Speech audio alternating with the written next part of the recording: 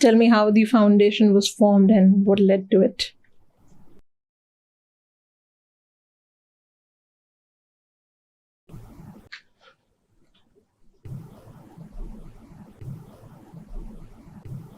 I didn't know what to do. Once my MBA was done, the only thing that I had to do was settle my education loan, because that was an obligation. You have to do that. To settle that loan, I knew I had to do a corporate job, the kind that you get from an IIM campus. And I stepped into it. I settled my loan as fast as possible. Along with that, because I had my weekends free, so I was already doing what I could in the area I relatively had clarity on. So I picked up books that I especially liked and had read over the past 10-15 years, and figured out how they could be used to deliver leadership concepts, the real meaning of leadership. So I devised a course and proposed it to a few management institutes, and I would teach on the weekends. So I was seeing that the shape of the world can change only if the human being is changed from within. This much I was clearly beginning to see. So I knew about management campuses. I had the IIM Ahmedabad brand. I knew what students want. I knew what fits in there. So I could plan a course and take it to the campus and get it floated. And my weekends would be actually more occupied than the weekdays. Okay. So I was doing that and gaining exposure, seeing how the human being responds when taken to his own insides.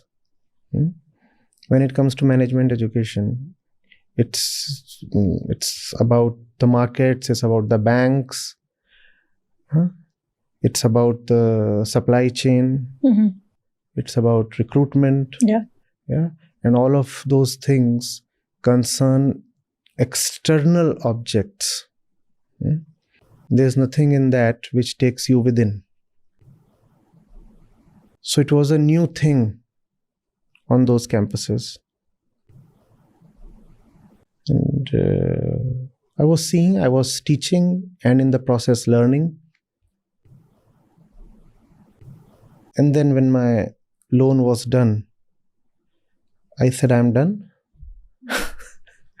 So even the 3 years I was in the corporate sector, I switched thrice. Okay. So 1 year was my cutoff, because I knew I won't be here for long. So I wanted to see as much as possible before I take off. Not that anything had been set in stone or decided for final, but there was that hazy instinct which told me I don't belong here. I'm a misfit. I have to go. I couldn't immediately leave because the financial thing was there. So around the 12-month mark, 10-month mark rather, I would get fidgety and switch. And having made 3 switches, I said goodbye. And Advait Life Education was founded. Now I had the experience of the courses behind me, the courses that I had taught on weekends. So I expanded the scope of those courses, in fact diluted them a little so that they could be taken to junior students. I was teaching postgraduates. Now I took them to BTech students. They were younger in age, especially the first yearites and the ones in second year. So an entire syllabus was drawn. The course was called Holistic Individual Development Program. And I took it to as many engineering campuses as possible. And the range of campuses was quite fascinating. Mm-hmm. One hand, I was teaching students from IIT and went to TIS, went to Symbiosis. There was IMT in Ghaziabad. On the other hand, there were students from a more average background,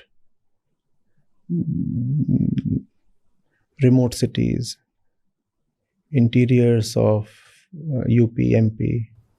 Okay. So the entire spectrum was there. And HIDP as a course also was a work in progress. Every semester, new activities would be drawn. And that was something that I did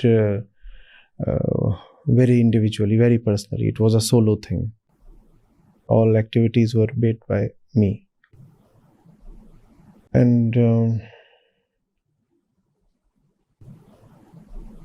I had a team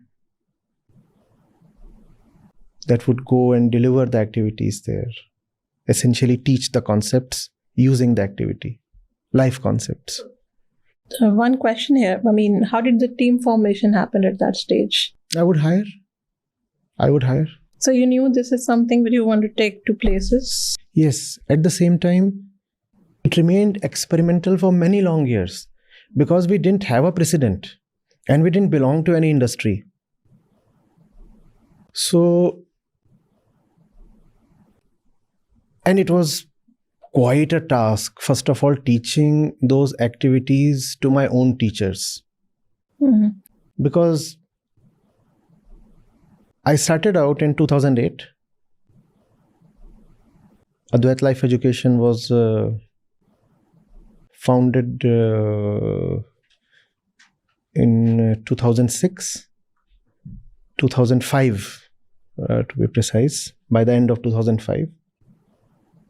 And 2008 was when the activities that I was making, the syllabus that was there to be taught to the students, the life education syllabus, 2008 was when it took a decisively spiritual turn. Okay. So I said, I'm going all out now. So I was about to turn 30 then. And I said, it's time. Not that I was looking at my age, but coincidence. So 2006 was when this thing was founded. 2008 was when it really showed up its colors. You're taking me down some place I don't usually go these days. It's taking me some effort to recall, but it's wonderful. Yes, so 2006 we started. And at that time, the activities were more basic in nature. You remember I said I diluted the content that I was teaching to the MBA campuses? So 2008, there were two activities that I made. Yeah, and they were like my coming out declaration. Okay. One was called Kabir in Campus. The other was So Said the Sages. So Said the Sages. Okay. Anybody here who remembers either of those activities? Kabir in Campus is very famous in our circles. So Said the Sages. From the Upanishad. Wonderful. So think. and think of the response from my team of teachers. when I brought those Upanishadic verses to them and said they have to be delivered to BTech students.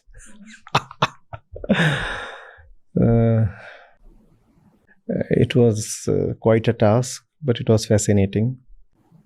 And that point onwards, every single activity that I made was deeply spiritual. And that meant inviting a lot of problems deliberately. Because an MBA student or a BTech student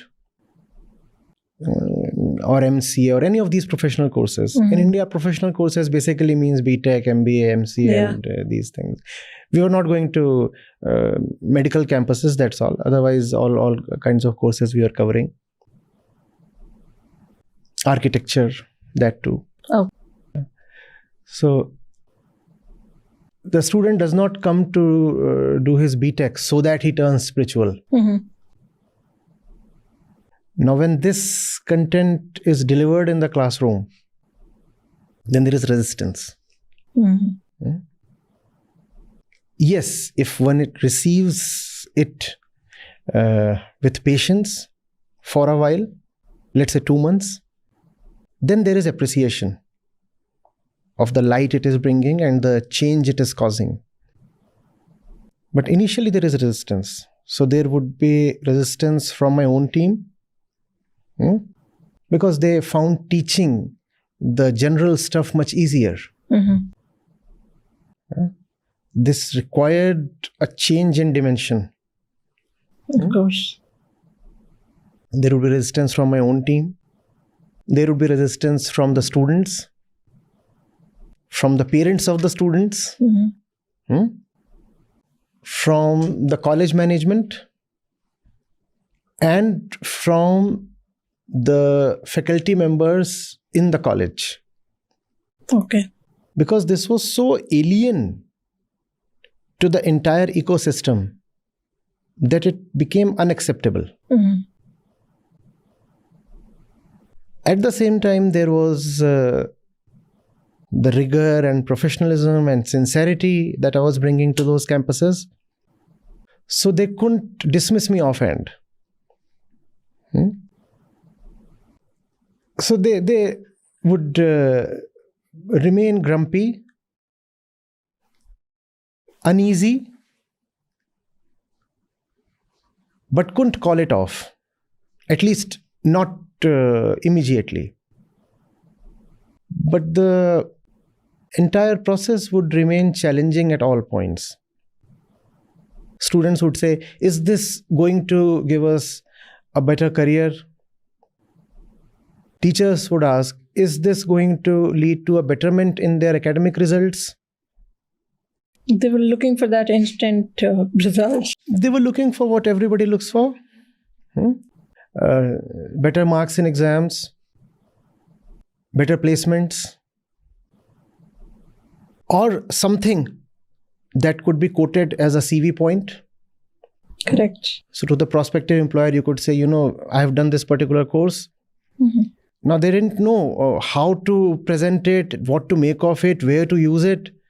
Though, if they would remain in the process within a semester, the effect, the benefits were perceptible. But you know how an 18-year-old or a 21-year-old is. To expect patience lasting 3 months is too much. So again, I said, it's my baby and I'm taking the challenges upon myself. I cannot just send out my people to deliver the content if they cannot properly do it. No, I couldn't be present at several locations in the same moment. So the teaching team continued doing what they were doing. At the peak, we were dealing with some 50 campuses all at once, where the course had been floated, and the peak enrollment in any given semester was more than 15,000. That was around 2010-11. That was when my effort reached its zenith.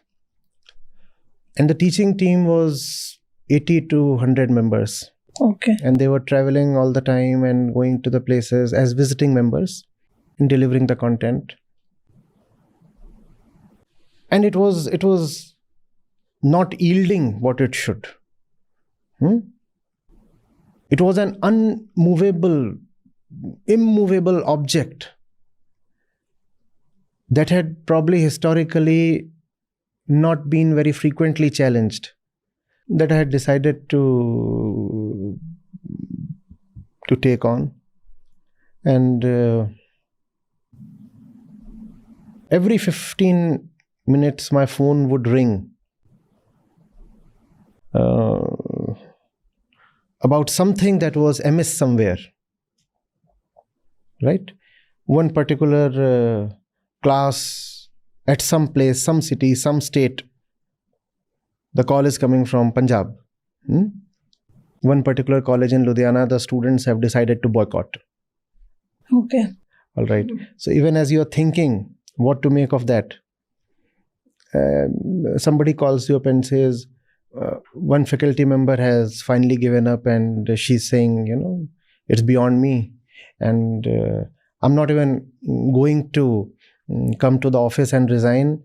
I'm feeling quite ashamed about giving up. So can you just tell Prashant sir I won't be coming anymore? So that thing has opened up, and all kinds of things. At some place, the chairman or the owner himself cannot understand what is being taught, can't make head or tail of the syllabus. So he has asked the project manager from our side in his college for a meeting. And in that meeting, the fellow first expressed disillusionment. And then when he was explained the whole thing and couldn't still grasp it, he became aggressive. And this was routine, happening on a daily basis. So I said, fine, I'll get into it myself. I can't keep sitting in the office when the real delivery is happening at various places in North India. So I allotted every single day of the week, of the month, of the academic calendar. Udit, maybe you can help me with something that I'm missing. Because it was a long period of over a decade and I don't frequently recall it. So I might be missing some crucial points in the timeline. So I said I'll address the students personally and almost every day. 2 large gatherings every day, one in the morning slot and the other in the afternoon slot. So the gatherings would comprise of 100 to 400 students, depending on the attendance. And the morning slot would be 10 to 12 or 9 to 12, 2 to 3 hours. That was the duration of the interaction. The interaction was called Samvad. Then there would be an hour's break, and then 2 to 5 or 2 to 4 would be my second slot. And I would combine various batches into one and assemble them all in the institute auditorium. So if 6 teachers are teaching 6 batches, that amounts to 360 students. 60 is the usual batch strength. So I would say, fine, bring all 360 here together. Let me address them. And I would take their open-ended questions. Now that you are exposed to these wisdom activities, the HIDP, the Holistic Individual Development Program, life education, tell me what you're learning from it and what is it that you aren't satisfied with. What is it that you feel resistant against? And the students would come up with their questions. Many of the students were not just dissatisfied. They would be, if I may say, militantly unhappy. I have faced sloganeering as well. Because the activity can totally confound you. You're trying to take Vedanta and Upanishads to an 18-year-old, 20-year-old, and all that he wants is a fat check, a high-paying job. And he just cannot understand why for 2 hours he has to face this kind of ordeal. The usual session, the classroom session, would last 2 hours, whereas their regular engineering class would span only 1 hour. So that too would be point of friction. So they would come up and the questions would be quite pointed, even scathing. And I would answer them from a podium like this. Imagine this is a house full of youngsters, and they're throwing darts. They could fire missiles if they could. So, and the responsibility was on me to explain things, and by the end of my interaction, I needed to ensure that they understand. In some sense, they are converted now. A dissatisfied lot has now been converted into recipients of wisdom, that even after I leave their campus, they would still be listening to my teachers. Because I would visit one particular campus once a month or something. There were just so many campuses. I quoted at peak, we were handling 50 campuses. So by rotation, I couldn't visit one particular batch too frequently. So when I met them, it used to be a special event. I have come and I have to ensure that I put the house in order before I leave. And those interactions were recorded. Okay. Those interactions were recorded. So on YouTube, what you find today as videos from 2011 to 2015 are all mostly my interactions in college campuses. Okay.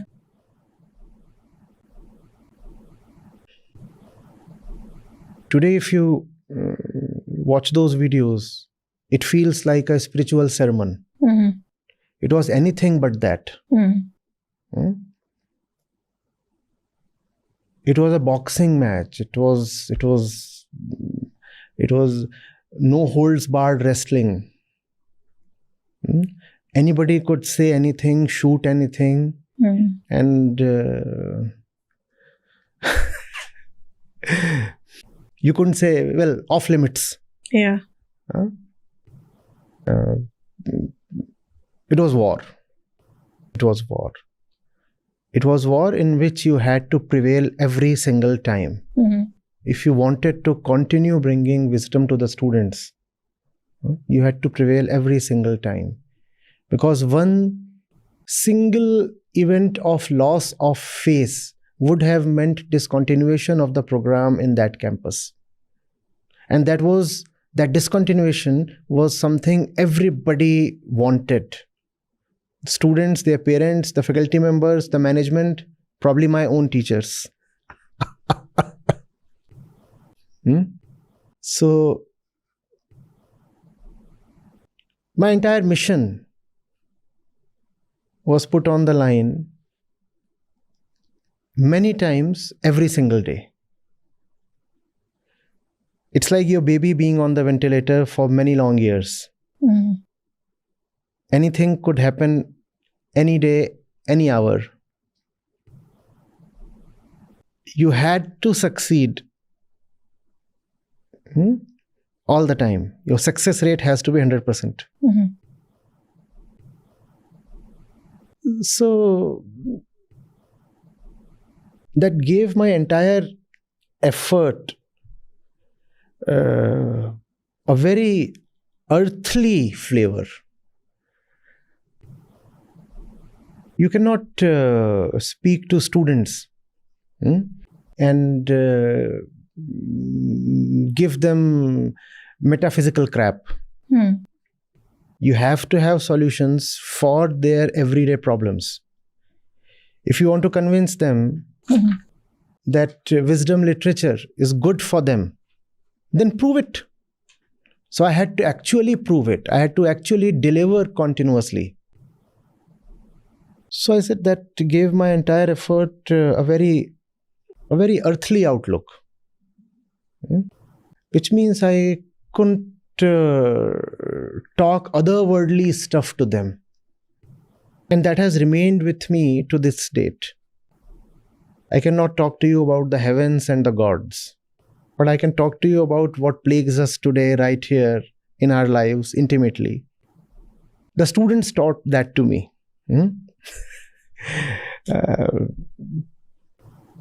I cannot tell them I'm taking you to Samadhi. But if they say that they are anxious, I must have something for their anxiety. So anxiety matters, not Samadhi. Just that it was needless to tell them that freedom from anxiety itself is Samadhi. That you need not tell them. So I learned the language that works with the worldly man. That happened between 2008 and 2015.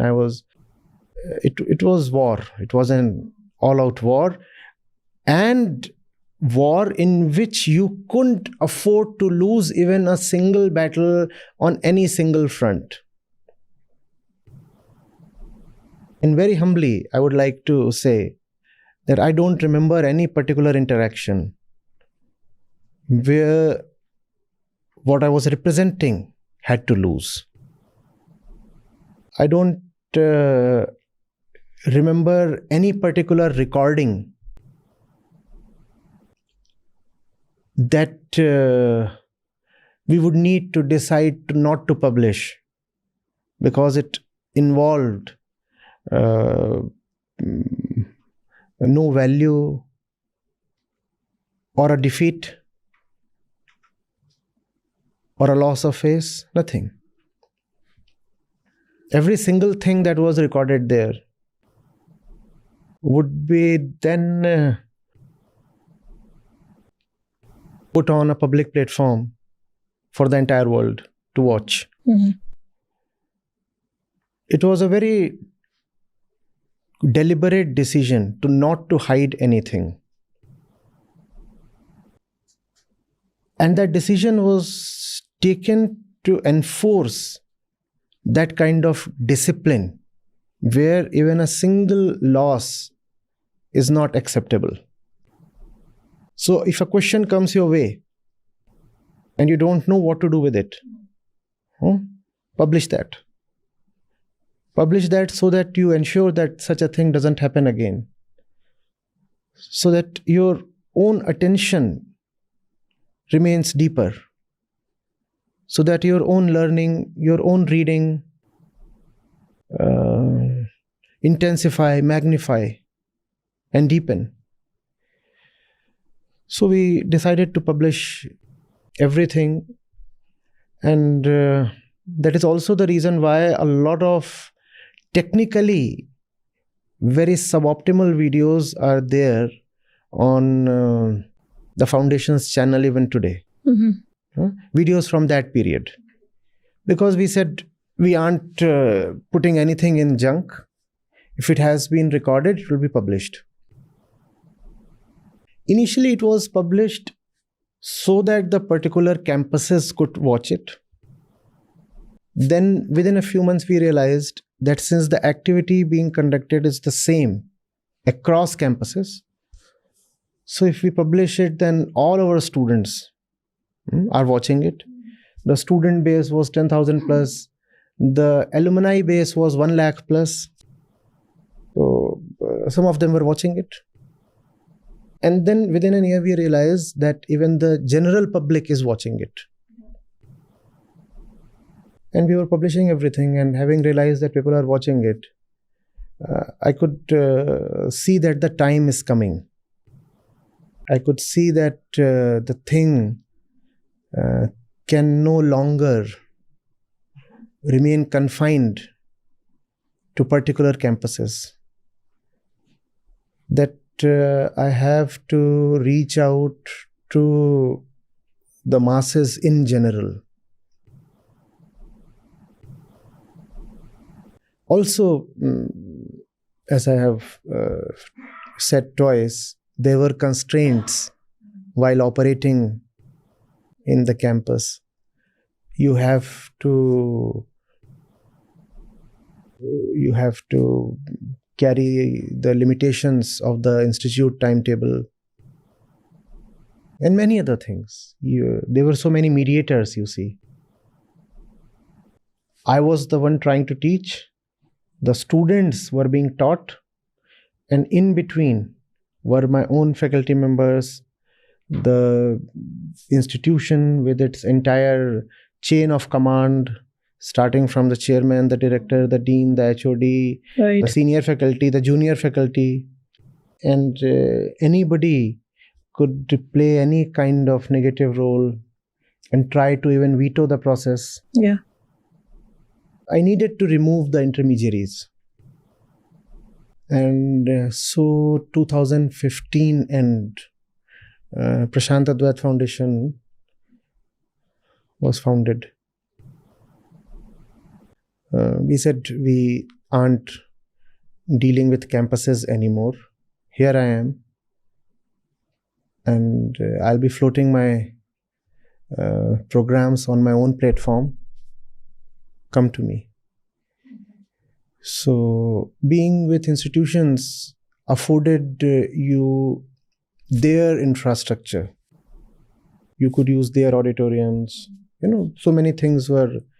Now we were on our own, but we somehow managed.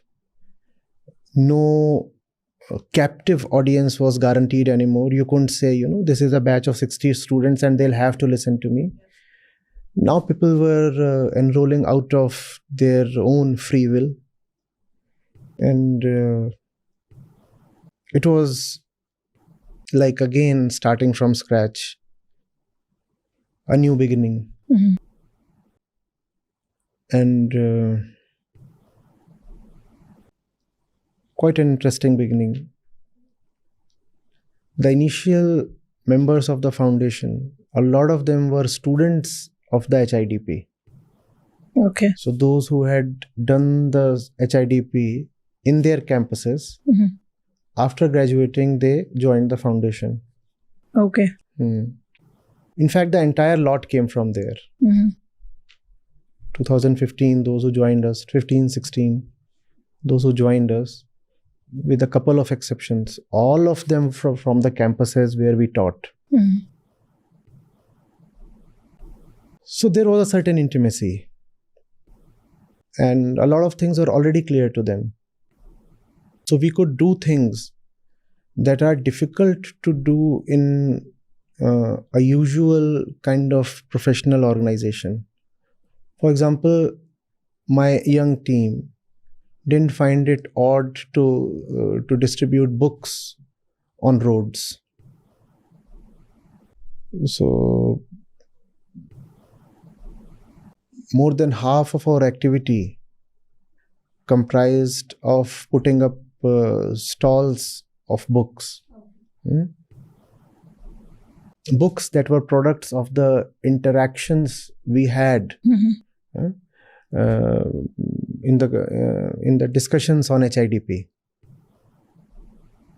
So books came from there. Those same recordings were transcribed and made into books. Sure. And then those books were distributed, and the proceeds from there were used to run the foundation financially. And now I could devote myself more completely to wisdom camps and online courses. The first camp had happened in 2010. Okay. So it was about taking my core group of faculty members and a few bright students to the Himalayas. And there we would sit and go through advanced readings, because the syllabus that was being delivered in the campuses, you remember, it was diluted one. Yeah. It wasn't everybody's cup of tea. That reminds me of this.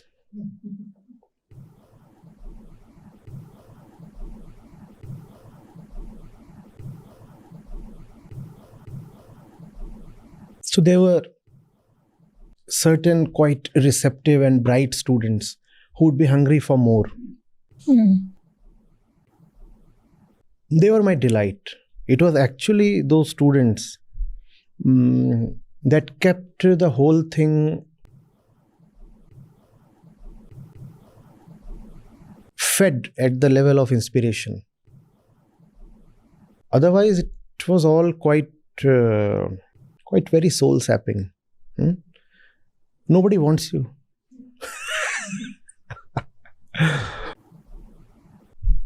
But I had my good kids. Not too many of them, but yes, they were a decent lot. So they would want more. And when these camps are organized, so there would be some 15, 20 faculty members, almost an equal number of students. And there were several destinations in the hills we would go to. Quite often by the side of the Ganga. It was allowed then. Now you can't camp by the riverside. Back in 2012, 2013, it was possible. And so the camps were already happening. And they were delightful, wonderful. I wish I could go back to them. Those camps intensified once we decided that we are going public. So 2016 onwards, the camps became a monthly fixture. Okay. In fact, not just monthly. Firstly, they became bi-monthly, then weekly. So there was a period between 2016 and 2019 when I would be traveling every week to a new city, to a different city, to conduct a camp there. Okay. So I was on the road or on the rails or flying all the time. Before I could come back and look at the business here, it was time to fly to the next city. And because the interaction was continuous, I was speaking for 2 hours, 4 hours every single day. A lot of literature was generated from there. And it's still being generated at an even higher rate. And from that came all these books. Yeah. And even today we are publishing at the rate of 2 new titles every month. Every month? Every month. So a few of them have gone on to become bestsellers. A few others remain more sedate. And yes, that's a very incomplete sketch of how the whole thing has been. I would require help to fill in the blanks.